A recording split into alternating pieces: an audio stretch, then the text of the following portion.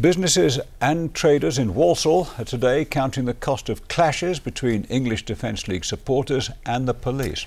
Firms say while they've lost a day's trade, the results of the violence could have been much worse for them. Callum Watkinson reports. Mayhem on the streets of Walsall on Saturday at an English Defence League demonstration. The group says its aim is to protest against violent Islamic extremism. The protest had been going on since 10 a.m. and was largely peaceful until 2:30.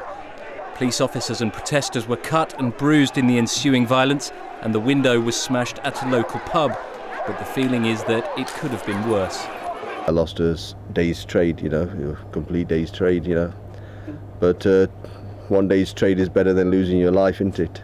So at that point, we're lucky, You know the outcome of these demonstrations, so why allow them to go on, Fortunately, no damage was done, but obviously I was very apprehensive. Well, what can I say? We've lost a day's trading, and I don't see why it couldn't have taken place somewhere else.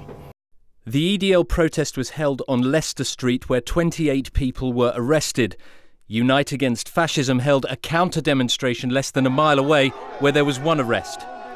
Given the EDL's reputation, there was concern here ahead of Saturday's demonstration about the potential for trouble, but this was a static demonstration, not a protest march, and there's nothing the police could have done to prevent the EDL from holding it.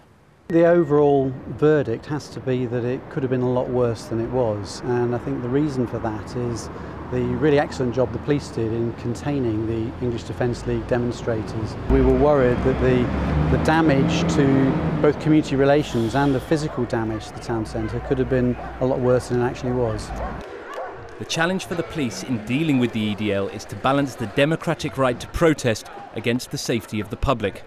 They are reviewing CCTV evidence from Saturday and say more arrests are likely. Callum Watkinson in Walsall for Central Tonight.